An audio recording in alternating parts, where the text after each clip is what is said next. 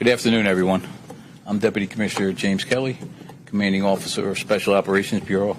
With me today is Inspector Anthony Washington, Commanding Officer of our Narcotics Division, along with Lieutenant Charles Jackson.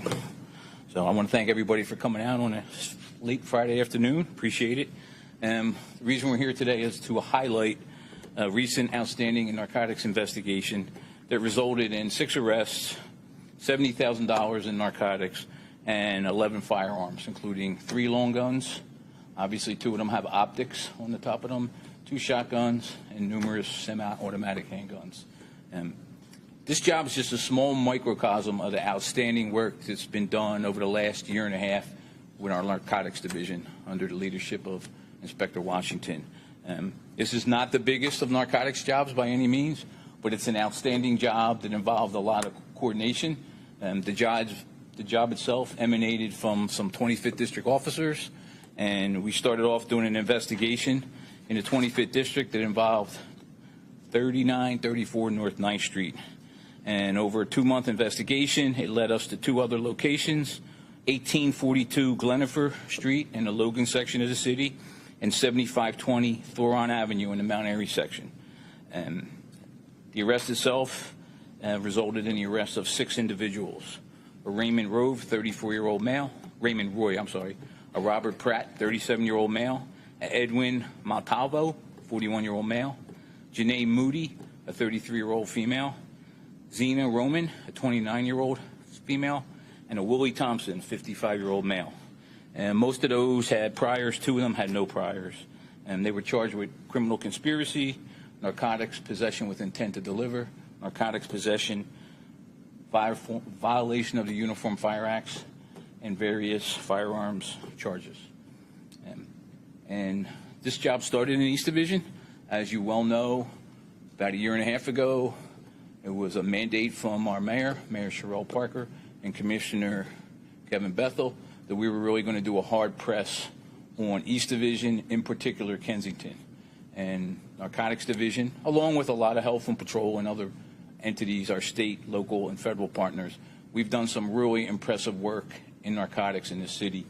Much of it starting in East Division, but going out to different areas of the city. This is a prime example. This job started in the 25th District, which is East Division, and it wound up going up to Mount Airy and going up to Logan. And we're finding with a lot of our narcotics work that most of it can lead to street deals in East Division and Kensington, but it goes back to different locations. I just want to take the opportunity to just give you an idea of some of the work that's been done this year. So just the amount of fentanyl that's there, that's 4,400 doses. But over the last year, just 2025, from January on, we have recovered a total of $140 million worth of narcotics.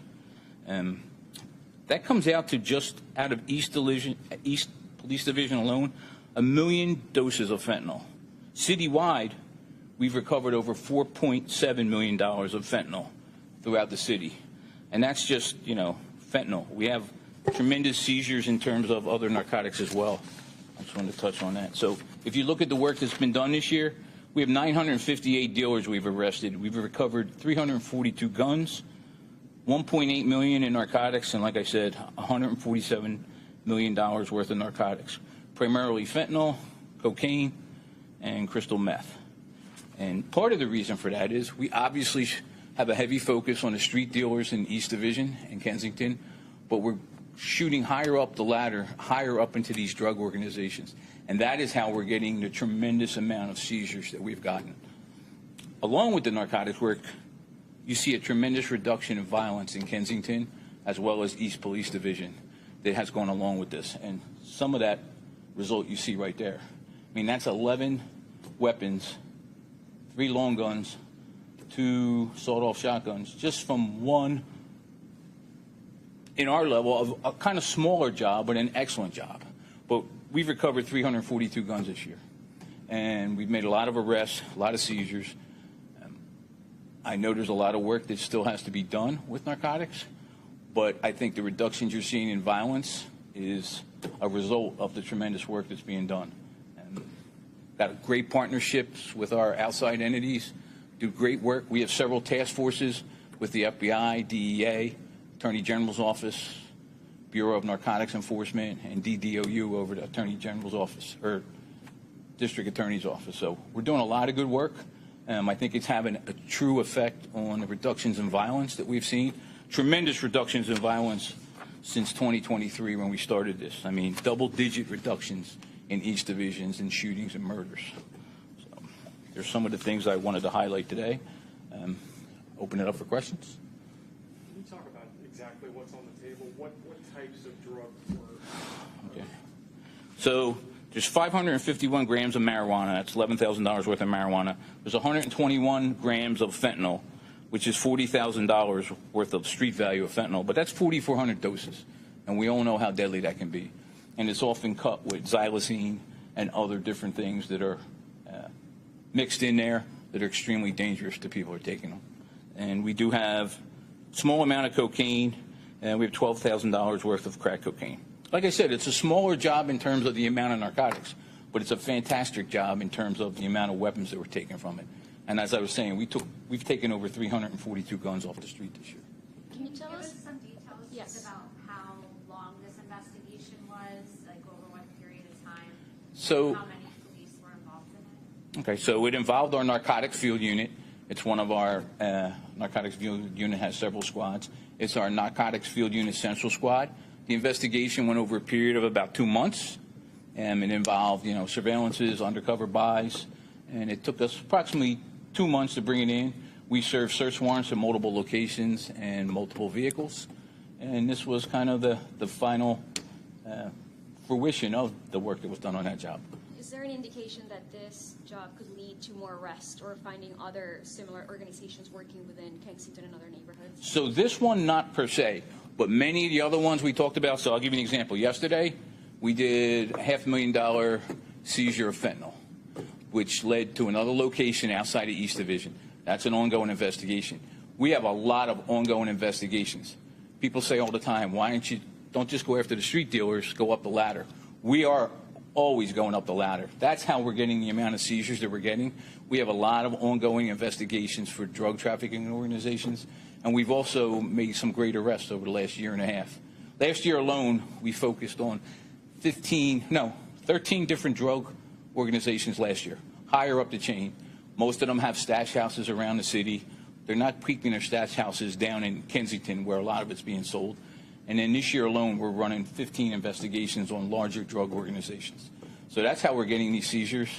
And really, so much of it, it's either kept in other locations of the city, some of it's outside the city, and comes back into Kensington. And obviously, our focus is on Kensington, but it's going to, wherever it takes us to go higher up the line, that's where we're going to go.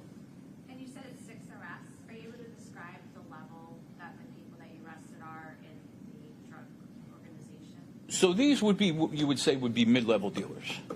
So in other words, these individuals we arrested were not out on the street selling, but they were supplying to those that were on the street. And then there's higher levels than that, which I just touched upon. We've gone heavy on that. That is why you're seeing this time last year, and last year was kind of a banner year just in narcotics, but where we're at this year, we're like doubling the seizures that we had at this time last year. And that points to the fact that we're going higher up in organizations. You're not getting those kind of seizures off the street. You're getting those seizures going higher up in the drug organizations. And you mentioned fentanyl. Anything else? Fentanyl, cocaine, marijuana, and crack cocaine's up there. And like I said, it's not the most massive of drug seizures. I just told you yesterday we did a $500,000 fentanyl seizure up in the Northeast. I would say in the last 2-3 weeks alone, we probably have over $5 million in fentanyl seizures and about $3 million in crystal meth, because you're seeing crystal meth more and more out there on the streets. A couple years ago, they were giving it out as samples. Now they're actually selling it out there on the same corners with fentanyl and fentanyl/heroin, but as we know, it's mostly heroin. Why is that? What do you think that is? Why is it not coming around? Well, for years there was a great demand for it. I think it's just one more thing that you can put out there, and obviously it's manufactured. You don't need it to come in from another country. You don't need it to come in elsewhere. You can make it here. It's relatively cheap. So it's making a bit of a comeback. Obviously, fentanyl is the biggest problem we have. But Steve? I'll go ladies first, Steve. Go ahead. Yeah, are any of these weapons like connected to other crimes under investigation? The weapons, you said? Yeah. Yeah, well, that's going to be determined. They're going to do our firearms investigation unit, along with our partners in the Attorney General's Gun Violence Task Force. They're going to examine these weapons, the ballistics, and see what connections they have to other shootings. I'm sure they're involved in other shootings around the city, especially the long guns that you see, the AR-15s, the 5.56 caliber. There's no doubt that I'm sure they're involved in other jobs, as well as probably the semi-automatic ones. The shotguns, you have a harder time matching those. Steve? That was it. Did forensics run those weapons? Yeah. And do you know if any, both the majority stolen? Did you even run the number? I don't have that on me, but I would venture to say, particularly with the semi-auto handguns, probably, I would say there's quite a few stolen ones there. You don't get as many with the ARs, but one of them's a ghost gun up there that's, for different parts, that you can order. So, but I mean, that's some heavy-duty weaponry to take off the street. Any with switches on them? No switches. If you have an extended magazine, and in terms of the switches on the long guns, they'll know that when they take them down to when FIU examines them. But you're seeing the switches all the time on the semi-autos, especially the Glocks, or as they call them on the street, the Gleezies. They love them with switches, which is even more reckless because, not that I'm endorsing accuracy, but you can't even control those weapons when you put a switch in there. You're just firing rounds all over the place. I mean, I'm sure you've all seen the video from Edding Street. I mean, that was insane. You're just going through that magazine and throwing rounds all over the place, which is even more dangerous. Is it fair to say that operations like what we're seeing here are going to continue? Oh, absolutely. With Commissioner Bethel and the mayor, this is what I'll use a Commissioner Bethelism. This is the work that we do, and this is the why of what we do it. We're out there trying to take these weapons off the street, reduce the violence, along with trying to make serious inroads into the drug trade in Philadelphia. And we're not naive. We know the mountain that we face with this drug problem that we have, but I think we are relentless, both in narcotics and in patrol and our other investigative units, and just not giving up and just chomping away, just keep biting at it. But I think you're seeing the concrete results of the reduction in violence. That reduction in violence is most definitely tied in a large part to our drug trade. And I mean, you're seeing in Kensington, and I mean, I believe East Division last year in Kensington were down in the area of 40% in murders and in shootings. That's a huge reduction. Yes, sir. Through all your investigation, have you found, I mean, this has been going on for a long time, have you found any connection whether a large amount of these drugs are coming in through the port or through cargo? It's a combination of everything. So with the fentanyl, obviously, a lot of the necessary ingredients were manufactured in China. They're also manufactured by the cartels in Mexico. They do come in through various ways, but we're also seeing it manufactured here in the United States. And it's not just fentanyl. The xylazine and some of the other things that are going into this product, the so-called product on the street, veterinarian drugs and stuff like that. So a lot of it is manufactured here. I mean, some of it is still coming from outside the country, obviously. Now, and a follow-up to that, do you think we, the city of Philadelphia, are a major manufacturing hub for this drug industry, seeing that all across America you are seeing xylazine and tranquilizers pop up in other communities that have only been seen here in Philadelphia? I wouldn't say the manufacturing itself is, there is manufacturing that's going on in the city, but unfortunately it is a major distribution hub. So yes, unfortunately, and that's what we're trying to really dig into. I have a lot of years in narcotics, so does Tony, so does Charlie, and I think I've never seen us actually get up higher in organizations and going after, the big players more than we have in the last year and a half or so. For years we've all been on. We worked in East Division. Tony and I worked in the 25th. Charlie and I, well, you were with us. So, I mean, we've been around it for decades. Back when it was pure heroin that ran all over the streets of the 25th District. Now it kind of shifted more to the 24th side. But I think we're doing better investigations now. Commissioner Bethel, obviously I said that's his mandate, and they're out there working. I mean, we're probably, obviously our narcotics division, like the whole department, we're not as big as we once were, but I'll use this analogy. Our narcotics division is punching way above their weight, if you know what I'm saying. They're really getting it in, and I couldn't be prouder of them. And we're going to keep banging away. We're not going to stop. Thank you for coming, everyone.